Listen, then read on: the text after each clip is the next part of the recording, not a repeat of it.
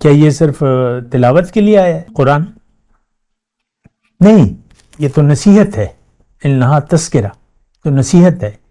نصیحت تو ہماری نصیحت کے لیے تو دنیا ہمارے لیے کافی ہے۔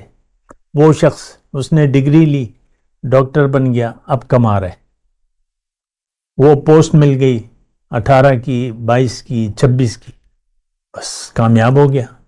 ہمارا یقین تو دنیا پر ہے، اور منزل دنیا ہے، اور اہمیت بھی ہمارے لیے دنیا کی ہے۔ اللہ اکبر، اللہ اکبر، اللہ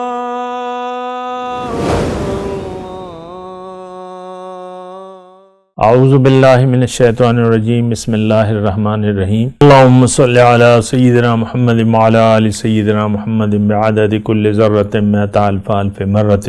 سامعین و ناظرین کرام، السلام علیکم ورحمۃ اللہ وبرکاتہ۔ آج کا ہمارا موضوع یہ ہے کہ کیا ہماری منزل صرف دنیا ہے؟ ٹھہر جائیں ذرا، اس موضوع، اس سوال کو آپ سوچیں۔ میں آپ سے پوچھ رہا ہوں، اپنے بارے میں آپ سوچیں، آپ کی کیا منزل ہے؟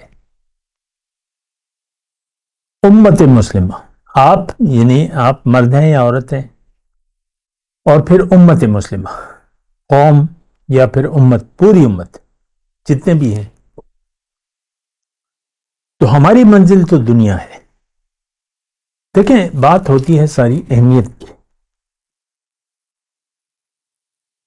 اور اہمیت کا تعلق ہے یقین سے۔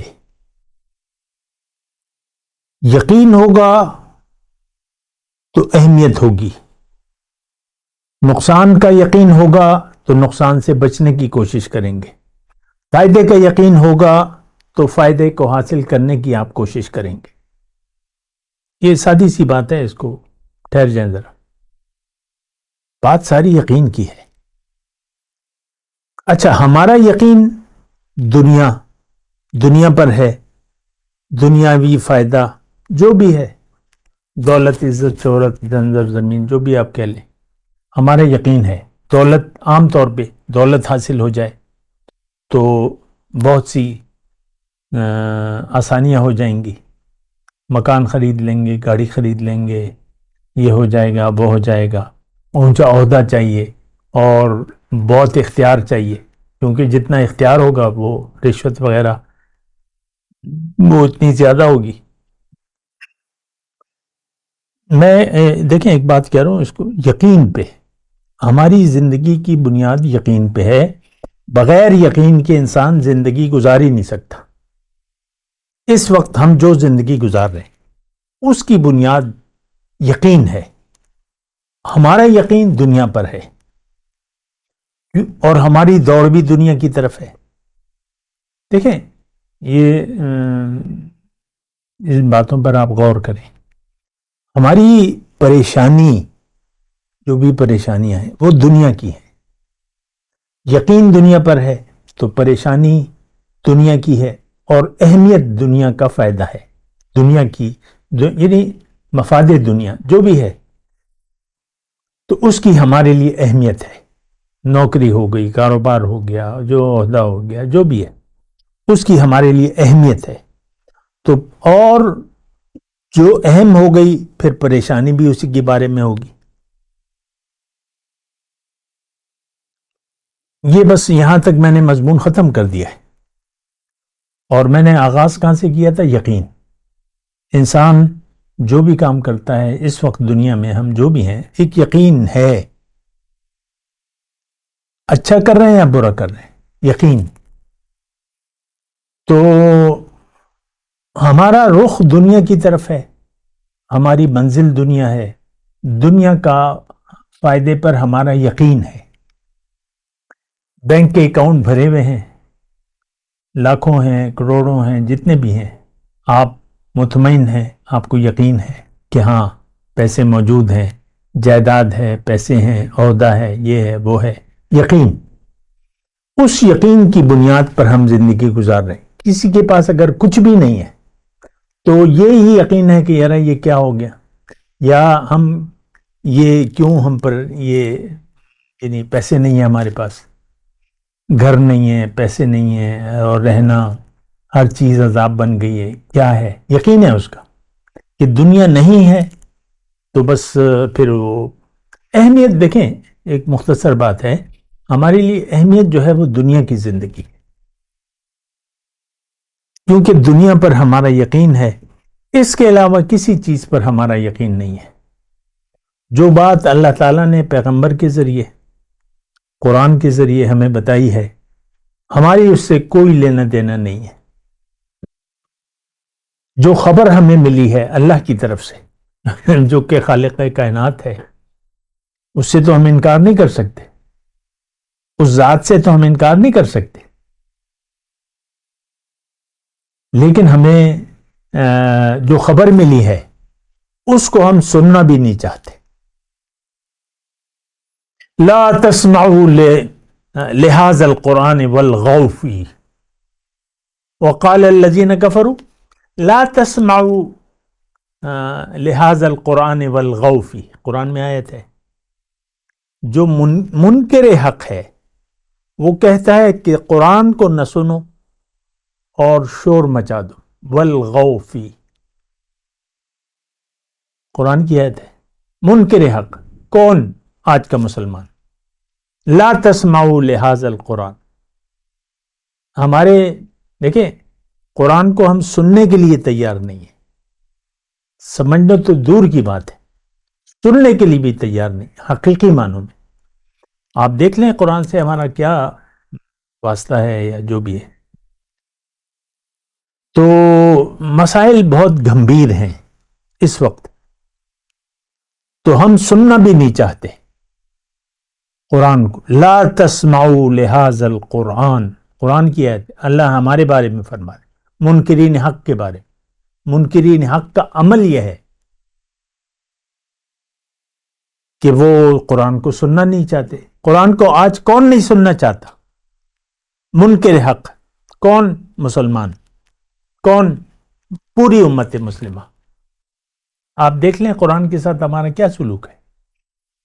صرف تلاوت؟ کیا یہ صرف تلاوت کے لیے آیا ہے قرآن؟ نہیں، یہ تو نصیحت ہے. انہا تذکرہ، تو نصیحت ہے. نصیحت تو ہماری نصیحت کے لیے تو دنیا ہمارے لیے کافی ہے. وہ شخص اس نے ڈگری لی، ڈاکٹر بن گیا، اب کما رہا ہے، وہ پوسٹ مل گئی 18 کی، 22 کی، 26 کی، بس کامیاب ہو گیا. ہمارا یقین تو دنیا پر ہے اور منزل دنیا ہے اور اہمیت بھی ہمارے لیے دنیا کی ہے. دیکھیں میں یہ بات دوبارہ کہہ رہا ہوں، ہمارے لیے اہم جو ہے وہ دنیا کی زندگی ہے. کیوں؟